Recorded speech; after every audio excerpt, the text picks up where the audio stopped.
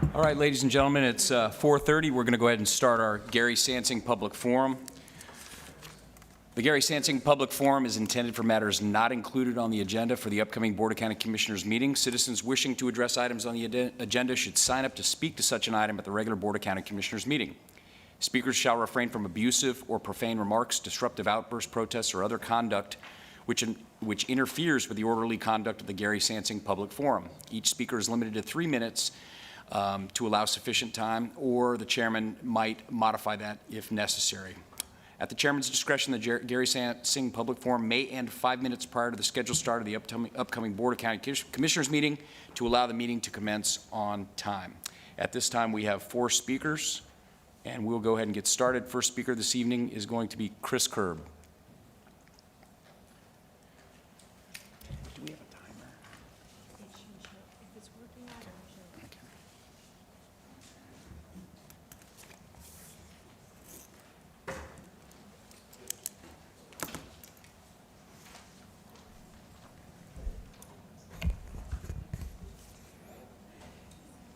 Good Go ahead, morning, Chris. Commissioners. Good morning. Or afternoon, actually. There it is.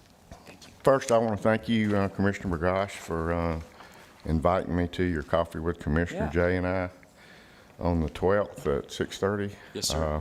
Looking forward to it. Yep, that's going to be good.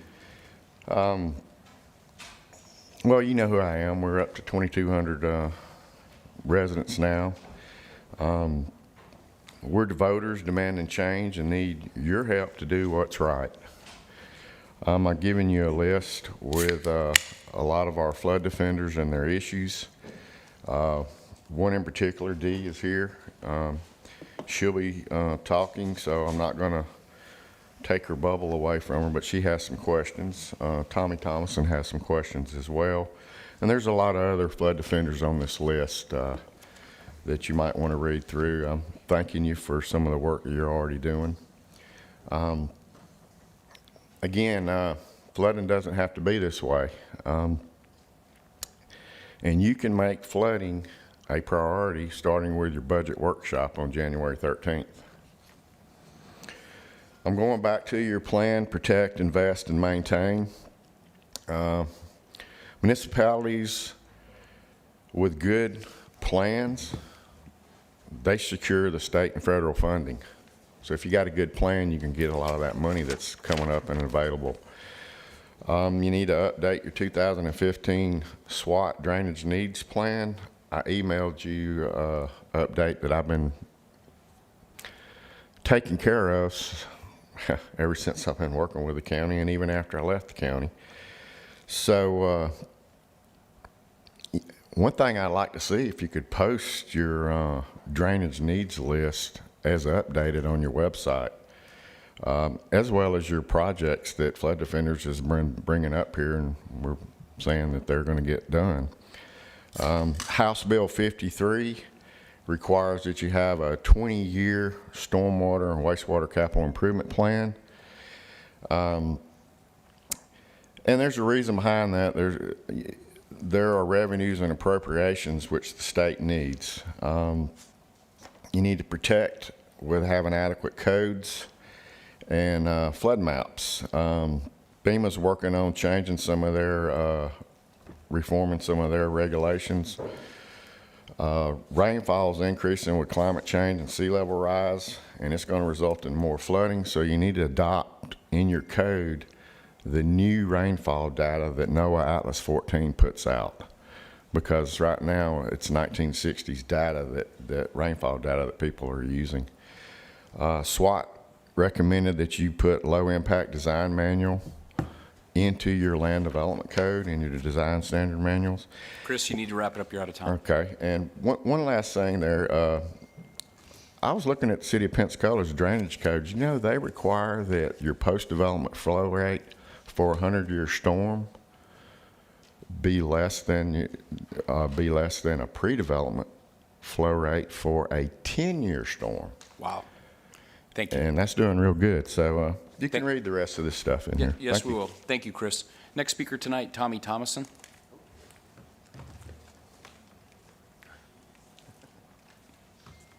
Welcome. Hi. My name is Tommy Thomason. I live at 9330 Surrey Drive, zip code 32534. I'm here about the flooding and drainage issues between Surrey Drive and Winsong Lane. And since the last time I was here, my district changed. Yes. I was bugging Commissioner May's office a lot about the issues, but now it's your district. From what I understand, the county is moving further along with the project, and it kind of sounds like they're going to get to a point where they have like a scope of work, and they can start bidding on it and whatnot. And since my commissioner changed, I was wondering what your input was on the flooding in the areas now that you've inherited those problems. Well, Tommy, or Mr. Thomason, obviously I'm giving up some territory, and I picked up some territory in some of the areas that were formerly in District 1 have really significant issues as well. So I think there's going to be a little overlap period. Matter of fact, some of those residents in that area, I'm no longer in my district, but I met with them early in December, and I told them that I would meet with them and invite the District 2 as well, and with staff to look at those issues. And so I do look forward to coming out to your area, that new area of District 1, and I will follow up. I am having 2 town halls. I was going to announce that a little bit later, but I'm going to have one down in the Perdido area, and then I'm having one up north in Beulah. And so I would certainly recommend, it's not directly in your neighborhood, but it's right down 9 Mile Road from where you're at, that you and any of your neighbors who have issues, by all means, please come to that as well. And I'll spread the word. And then I'm taking your time, man, but feel free to reach out to my office. Debbie Kenny is my aide. She's very responsive. You can email me, call me, and I will get out to your neighborhood. It's just there's a lot going on right now, but That's fine. thank you for being here Work at tonight. 2 ends of this problem. So. Yes, sir. Yes, sir. But Thank you. that's everything. Okay. And Jeff, certainly was of concern, and certainly I'm glad you called, but Joy is here, and she can answer questions, but that's something that I've been on engineering about, and I know Joy has a progress report on it. I mean, Okay. it's not forgotten. Okay, and thank you for all the work that you've been doing on this. Yeah, No, I appreciate you, but, the district lines, we're all in it together, so just because that changed doesn't mean that I'm going to not stay on it, but certainly this past week, I've been on all of my engineering projects, and I wish they were moving faster, and I'm disappointed in some of them, but I know that staff's working hard, but if you need an update, Joy will give it to you. All right. Well, Thanks. Thanks. All right. Thank you, Commissioner May. All right. Our next speaker this evening is going to be Deanna Redleski. I have a PowerPoint right here. Okay. Is it hooked up?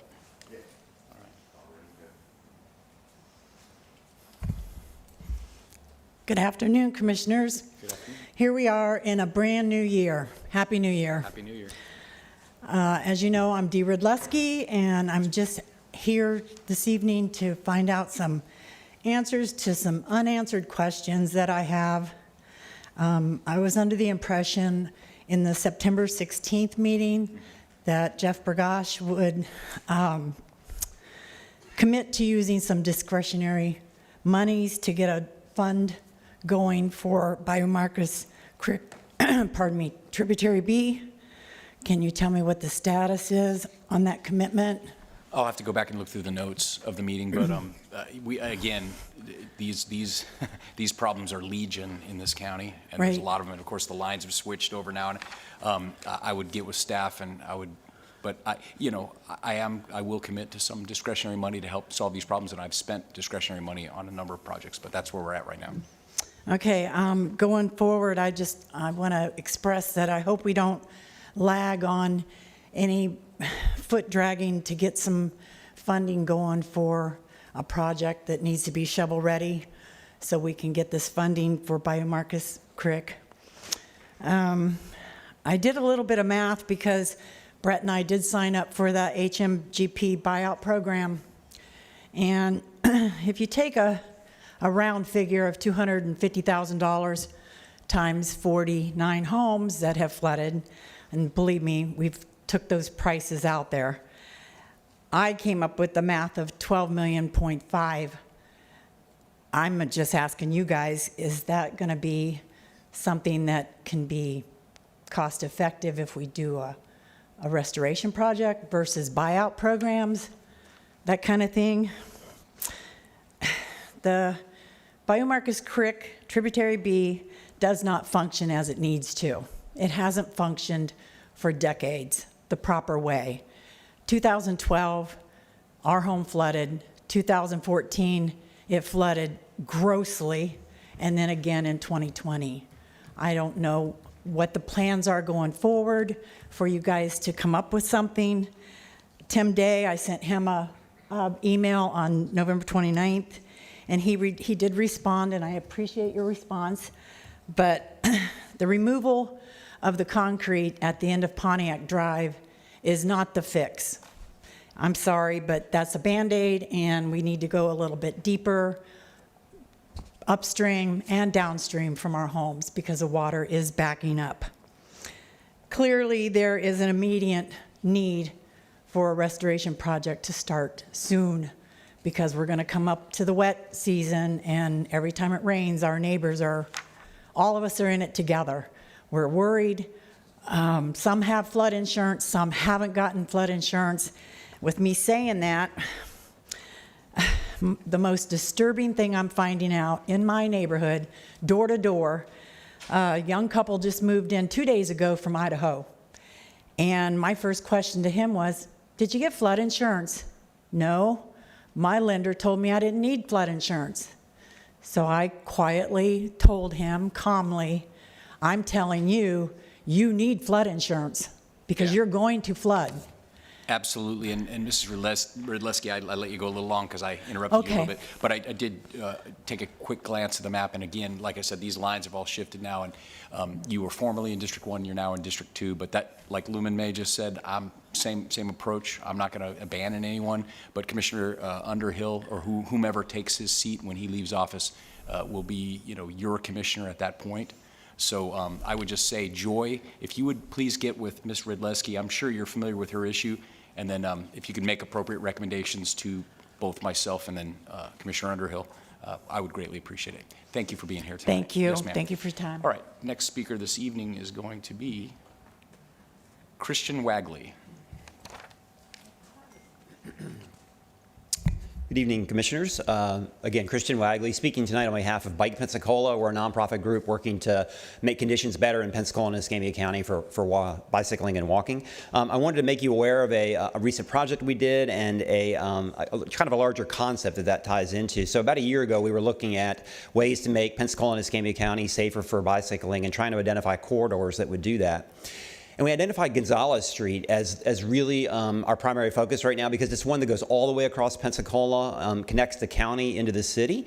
Otherwise, I-110 breaks up a lot of the streets otherwise. And we've identified it as one that would make a very good, what they call bike boulevard. So you go in and you do traffic calming along a particular street. You don't have to add a new path. You don't have to paint new lanes. You take an existing roadway. Everybody is already complaining that the cars are going too fast. So you do the traffic calming. These are things like small raised crosswalks or traffic circles or center islands. You slow down the cars, and then ultimately you can change out the stop sign so that once you get on that corridor on a bike, or if you're running or walking or whatever, you can mostly have the right-of-way designated, and only occasionally are you going to have to stop maybe at the major state roads. And that would allow somebody, say in Brownsville or at the other end in East Hill, to hop on there on a bicycle and get quickly across town and only have to stop occasionally once you've added that traffic calming. We're calling it Brownsville to Bayview because if you just jog off a couple of blocks at the end, you actually connect into the Bayview Community Center in East Hill. So we've got these great anchors at both ends. The county has made this major investment in the Brownsville Community Center that's there. It's a real hub of activity. So you have these great things going on at both ends. In between, you have a number of different parks and schools, and a few blocks off on Cervantes Street, you've got restaurants. You've got all these things to do and to see and experience along the way. And we think it could be a safe corridor for people who are trying to get to work, to school, to shopping, wherever, and to be able to get on a bicycle and safely get across town in a low cost, kind of a strong towns way. You get more out of what you already have instead of having to build something new. So we demonstrated this on December 4. We actually got a grant from AARP. AARP is doing major investment in livability in communities, walkability, and all these great things. So they funded us to do a demonstration of it. We brought about 300 people on bikes into Brownsville. We turned around down there and went back down to the East Hill side, and then we populated the whole corridor with activities in parks along the way. There were arts markets going on. There was a skateboard demonstration. People had yard sales in their front yard, and you show the potential for when you slow down the cars and you bring people back out and how you can build community by doing that. And again, we really think Gonzalez Street's the one. We'll be coming back to you and the city as well this year, showing maps of this corridor, some of the improvements that we would expect that could be done, and trying to build support for that, because we're going to need support from you, from the city council, to ultimately see this happen. But we think it's got great potential to bring together kind of two disparate sides of town, create safer conditions for people, and actually be economic development as well, because we realize now more and more people want to walk, they want to bike, and when they're looking for places to live, they're looking for those things as well. So thanks to you all for your time, and I'll be back in touch on that. Christian, what would you do on major streets like W Street to cross that, to make it safe? When you do And those are going to be the hard ones to work with FDOT, but probably what you do, most likely you might take it from 4 lanes to 2 at those spots right there, and you'd probably have an island in the center where you could, if you're on a bike or a pedestrian, you could get out at least to the middle and have a safe place right there. The ultimate type of crossing would be where a pedestrian or a cyclist could actually press a button and ultimately stop the traffic and be able to get safely across. But there's any number of things that could be done there, but those are going to be the toughest ones to do ultimately. Yeah, and it does, by the way, the corridor goes through both District 2 and 3 in the county, and it goes through 4 council districts as well. But I look forward to hearing more about it. thank you for your question. Thanks, Christian. All right, final speaker tonight, Tracy McAdams. Unless someone else comes in while you're speaking. Good evening, and thank you. I wish I would have been able to hear his whole thing, because I'm basically here for infrastructure. As most of you know, my grandson was killed in an automobile accident on May 5th, 2020. The roads, everybody follows a process. We have a great process. Everybody follows it. It's wonderful. The only thing that's missing is a road census. They do nothing with the roads. They build out, which is good. There's nothing wrong with that. But when you build out residents and you don't build the infrastructure to accommodate that, this is what you get, okay? This is what's left, all right? That's what I'm here. That's the only thing I wanted to say. I know a lot of this goes up higher up than you guys, but you all make the decisions on building. You guys approve it. So that's why I'm here. Please, can we find some kind of and that's why I say I wish I would have been here for his entire thing. Let's use our roads. Let's see what's wrong with our roads. Can they accommodate the number of homes we're building? 2 vehicles per residence. Every 20 homes that are built, there's 40 vehicles more on the road. And these are the things that, if we can come up with something to help work with this and work in infrastructure for our roads, that would be awesome, because nobody should have to go through this. Nobody. And too many people in our community have. I'm not alone in this, which is what's really sad. So again, I thank you for your time. Thank you, Tracy. We appreciate you being here. All right, is there anyone else who would speak before the board tonight? Any more speaker forms? Nope. Then we will go ahead and conclude this meeting. We will start our meeting at 5:30. Adjourned.